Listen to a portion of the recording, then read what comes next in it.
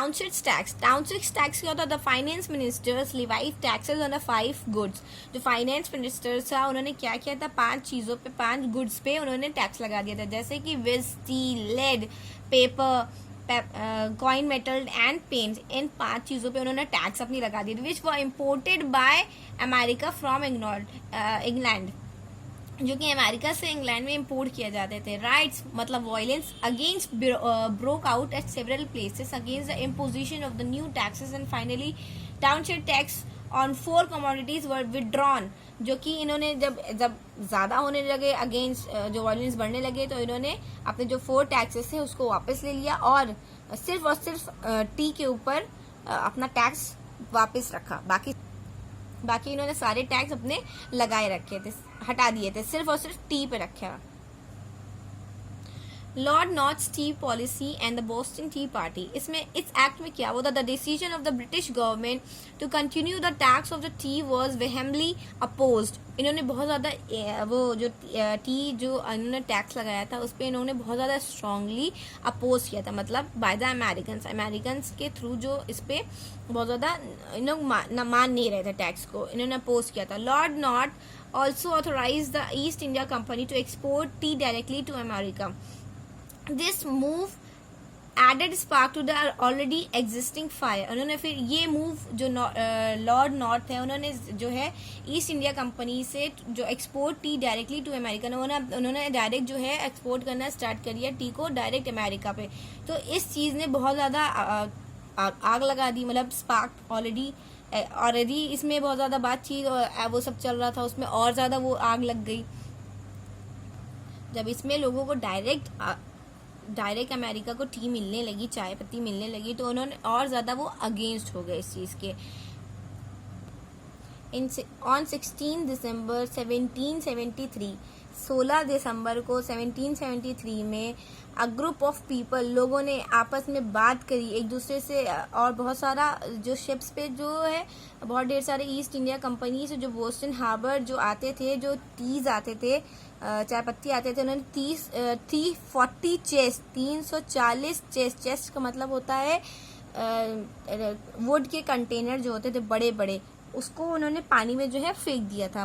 This incidents became famous as the Boston T Party, और इसी incident को Boston T party के नाम से जाना जाता है। और इसी चीज़ ने बहुत ज़्यादा अमेरिकन वॉर ऑफ इंडिपेंडेंस पे बहुत ज़्यादा प्रॉब्लम क्रिएट करी थी। Cause of American war of independence.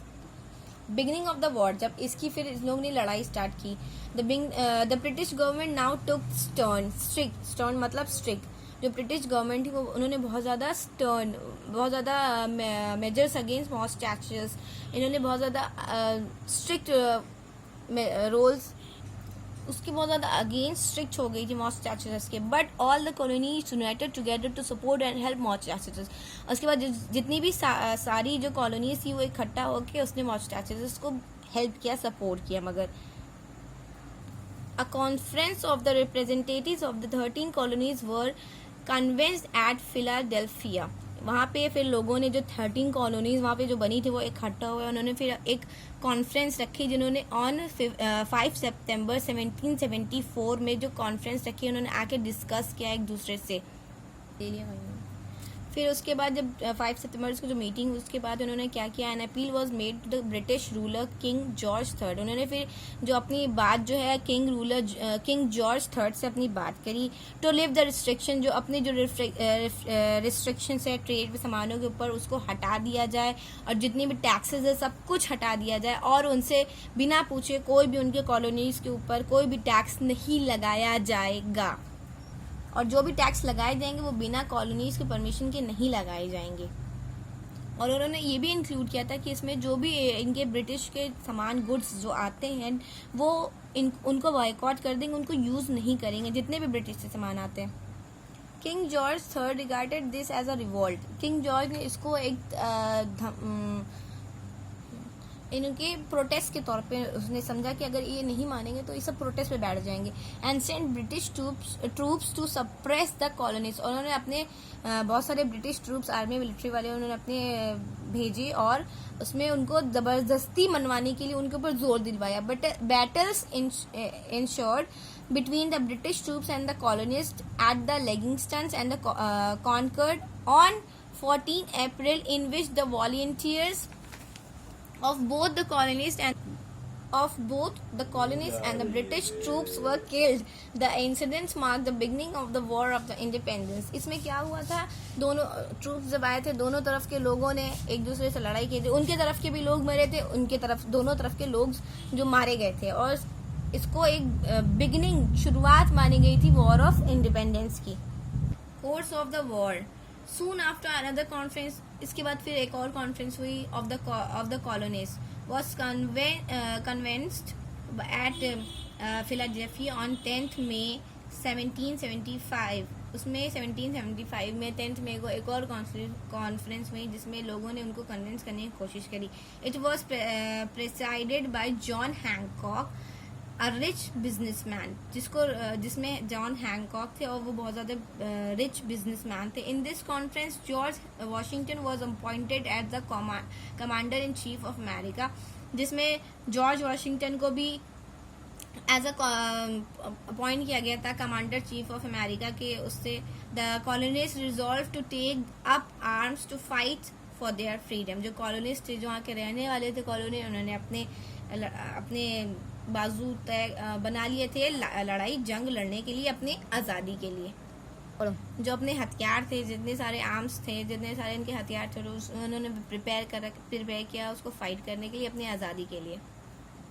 King George III tried to suppress the colonists by use of force and declared them to as rebels.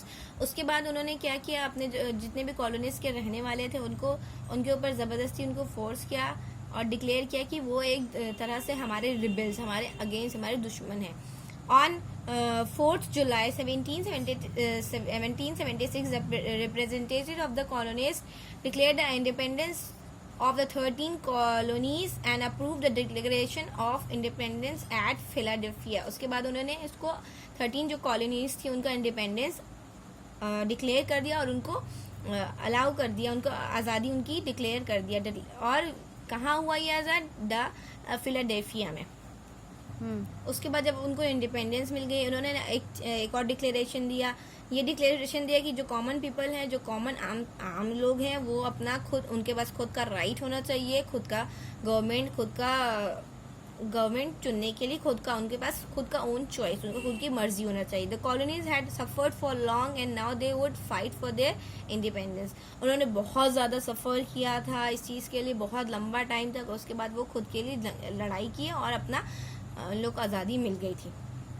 फिर उसके बाद उनके बीच में बैटल हुई, जिस कॉलोनिस्ट और ब्रिटिश फोर्सेस के बीच में. The battles of Bunker Hill was the first pitched battle of the American war of independence. ये एक पहली ज़मीन पे होने वाली ठीक से पिच्ड वॉर बैटल थी जो बंकर हिल पे हुई थी. अमेरिका की पहली वॉर ऑफ इंडिपेंडेंस थी उसके बाद जो हुई थी. It was fought on June 1775, जो कि जून 1775 में 17 को हुई थी. Actually the majority of the combat took place on the breeds hill near Boston, जो कि बॉस्टन के पास ब्रीड्स हिल था, वहाँ पे मेजॉरिटी ने लिया था, वहाँ पे लोग ज़्यादा थे तो वहाँ पे हुई थी. दो द ब्रिटिश वॉन, उसके बाद जो है ब्रिटिश जो है जब जंग होती है उनसे वो लोग वहाँ पे जीत जाते हैं. Yet the good performance of the untrained Americans, उन लोगों के पास इतनी ट्रेनिंग्स नहीं थी इसलिए वो लोग हार गए थे. उसके बाद प्रोवाइडेड कंसिडरेबल इम्पीशियस टू रेवोल्यूशन, उसके बाद उन्होंने बहुत ज़्यादा अपने आर्मी के अच्छे लोग प्रोवाइड किया. आफ्टर अ लॉन्ग फाइट, उसके बहुत लंबी जंग होने के बाद उन्होंने जब सक्सेसफुल उन्होंने फाइनली जो कॉलोनिस्ट थे वो American colonist won independence from the British rule. उसके बाद वो ब्रिटिश रूल से आज़ाद हो गए तो उन्होंने उनसे हासिल कर लिया था. It is called the American war of independence, उसी वॉर ऑफ इंडिपेंडेंस बोला जाता है. Pact of Paris AD 1783 and the birth of the United States of America. On 3rd September 1783, the British government and the colonies signed the Paris Pact. इसमें सितंबर 3 को 1783 में British government ने एक और colonies के लोगों ने एक पेरिस पैक्ट साइन किया, by which England recognise the independence of 13 American colony, जिसमें से वो अपना 13 अमेरिकन कॉलोनीज वो उनको आज़ादी पूरी तरह से मिल गई थी. The colonies united together to give birth to new nation the United States of America. फिर वो जो 13 कॉलोनी से उसको एकजुट होके सबको मिलाकर यूनाइटेड स्टेट्स ऑफ अमेरिका एक बड़ा कंट्री बनाई गई. Also got possessions of British regions that lay between the river Mississippi and एल्जियन माउंटेन्स, जो कि रिवर मिसिसिपी और एल्जियन माउंटेन्स के बीच में पड़ता था. The boundary of America was demarcated along the river Ohio. इसमें फिर न्यू कॉन्स्टिट्यूशन बना, इनके खुद के न्यू रूल्स बने, जिसमें कि 21 जून 1788 में बने. America was declared a republic. America को पूरी तरह से आज़ाद बता दिया गया था, जिसमें कि अमेरिका के पास हर चीज़ का राइट, उनकी आज़ादी, बोलने का, हर चीज़ का उनको आज़ादी, इनको justice, right to get justice, उनको एकदम वहाँ पे हर इंसान को justice according to the law के हिसाब से उनको हर इंसान को एक उसका खुद का जस्टिस मिले. A new government was formed in March. वहाँ पे नई गवर्नमेंट बनाई गई मार्च में 1789 में, जिसमें कि George Washington was elected as the first president of America, जिसमें जॉर्ज वॉशिंगटन को सबसे पहला प्रेसिडेंट बनाया गया था अमेरिका का. Causes for the failure of the British, जो उनके नुकसान बताए गए हैं, जो ब्रिटिश लोग अपने जंग में नाकामयाब हो गए तो उसके मेन रीजंस बताए गए हैं इसमें. First point, the American war of independence was very well plan and cautiously. इसमें जो सारा जो वॉर था बहुत अच्छे से वेल प्लान था. इन्होंने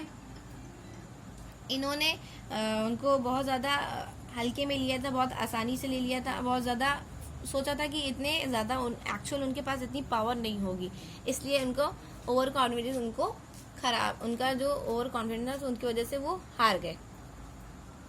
England was too far from America. England जो है अमेरिका से बहुत दूर था, इसीलिए उनको बहुत ज़्यादा डिफ़िकल्टीज भी फेस करनी पड़ती, जैसे कि उनके जो हथियार थे, रेनफोर्समेंट्स, मतलब कि हथियार जो army when required due to lack of proper means of transport. उनके जो प्रॉपर जो ट्रांसपोर्ट थे वो उसके कमी की वजह से उनको जो आर्मी के जो उनके हथियार थे उनको मिलना बहुत मुश्किल हो गया. The British soldiers had to face many difficulties due to lack of cooperation from the local colonies.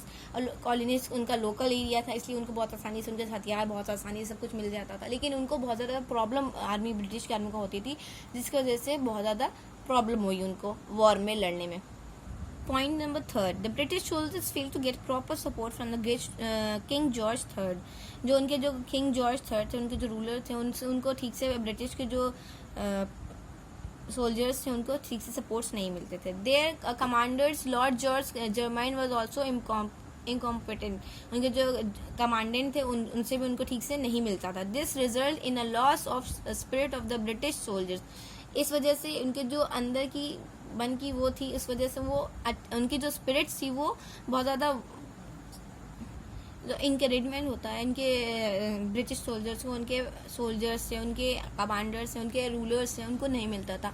On the other है, और दूसरी तरफ जो जॉर्ज वॉशिंगटन थे वो बहुत ज़्यादा स्पिरिट से, बहुत ज़्यादा अपने उसमें पूरी ताकत, पेट्रोटिज्म, अपने देश के लिए, अपने लोगों के लिए बहुत ज़्यादा लॉयल थे, वफादार थे, अपने सोल्जर्स के साथ स्ट्रिक्टली बहुत ज़्यादा वफादार थे, जो कि उनको बहुत पूरी तरह से सपोर्ट करते थे.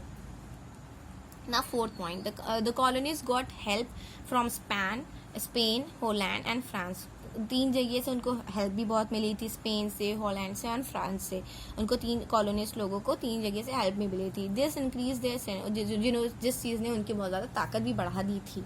The British soldier face to use the tactics of the guerrilla warfare. उसके बाद ब्रिटिश जो सोल्जर्स है वो उन्होंने अपना जो बाकी जो दूसरे लोग से जो हेल्प लेकर, जो कि गुरिल्ला मतलब वॉरफेयर, जिसमें लोग अपने फोर्स के नहीं होते, अपने सोल्जर्स नहीं होते, जो बाहर से आके अटैक करते हैं दूसरे वाले, जो उस पर वो फेल हो गए थे. Which were very efficiently used by the colonist, जो कि कॉलोनिस्ट ने बहुत अच्छी तरह उसको यूज़ किया था और दूसरे लोग से हेल्प ली थी और उनके ऊपर अटैक करवाए थे, जिसपे वो सक्सेसफुल भी हुए थे. The success of the colonies in the war and the birth of the United States of America had great significance in the days to come. Significance of America revolution, इसमें क्या होता है कि उसमें जो बहुत सारे चेंजेस हुई थी, जो यूनाइटेड स्टेट्स ऑफ अमेरिका जो इनका बर्थ हुआ था, जो नया बना था यूनाइटेड स्टेट्स ऑफ अमेरिका, उसमें बहुत सारे नए नए चेंजेस हुए थे। इसमें क्या हुआ था, the principles of democracy such as equality and secularism are firmly establish in America. इसमें क्या हुआ था, सिक्युलरिज्म मीन्स किसी को भी किसी के रिलीजन्स के लिए किसी को टोका नहीं जाएगा, बोला नहीं जाएगा, सब कुछ अपने मर्जी से लोग जो भी इक्वली उनको ट्रीट किया जाएगा। A federal form of government was established and thus an experiment began for the success of federal government। इसमें सबको अच्छी तरह से पूरी तरह से गवर्नमेंट ने पूरी तरह से इक्वल दर्जा दिया था और सबको एक तरह से ट्रीट भी करती थी, और इससे सक्सेसफुल फेडरल गवर्नमेंट अच्छी गवर्नमेंट मानी जा रही थी और लोग इसमें सक्सेसफुल भी हुए थे वो government. Americans realise the importance of education. American को फिर जब ये रेवोल्यूशन हुआ, ये जब लड़ाई जब खत्म हो गई, सब उनको फिर रियलाइज हुआ कि एजुकेशन कितनी ज़्यादा इम्पोर्टेंट है उनके लिए। The large number of public schools were open for the education of common people. जो कॉमन वहाँ के आम से लोग थे, वहाँ के रहने वाले लोग थे, उनके लिए बहुत ढेर सारे स्कूल खोले गए by the land act of AD, जो कि लैंड एक्ट ऑफ एडी बोला जाता है 1785 में। थाउजेंड्स एकर्स ऑफ लैंड, बहुत सारे 1000 एकर्स जो ज़मीन थी वो बहुत ज़्यादा उसके लिए प्रोवाइड की गई थी for the public education institution, जो पब्लिक के पढ़ाई के लिए यूज बनाया गया था स्कूल उसमें। तो the war encourage the growth of capitalist economy. इसका मतलब ये हुआ कि जो वॉर के बाद इनको इनकरेजमेंट मिली कि इतना ज़्यादा हमने सहन किया चाय पत्ते के लिए, चाय के लिए बहुत ज़्यादा टैक्स इन्होंने लगा रखे, तो इसके बाद इन्होंने इससे बहुत ज़्यादा इंकरेज मिला, तो इन्होंने अपना सामान जो कैपिटलिस्ट इकोनॉमिक्स थी, जो इनको जो गुड्स आते थे उस पर इन्होंने बहुत ज़्यादा सामान उस चीज़ पे काम करना स्टार्ट किया, जिससे उनको बहुत ज़्यादा उस पर ग्रोथ स्टार्ट किया। Agriculture receive significant attention after the revolution. Large states were fragmented into small pieces and given to a lower and middle class people for agriculture। इसके बाद क्या हुआ, जब ये सब स्टार्ट हो गया, फिर उन्होंने अपने ही लैंड पे खेती करना स्टार्ट किया। लोगों को मिडिल क्लास और लोअर क्लास पीपल को ज़मीन दिया जिससे वो खेती कर सके उनकी ही ज़मीन पे। New agriculture method were also taken up to increase production. उन्होंने बहुत सारे नए एग्रीकल्चर मेथड भी अपनाए जिससे उनको तेज़ी से प्रोडक्शन जिससे उनकी खेती अच्छे से हो उसको अपनाए और उनकी खेती अच्छे से होने लगी और सब कुछ अच्छे से हो गया।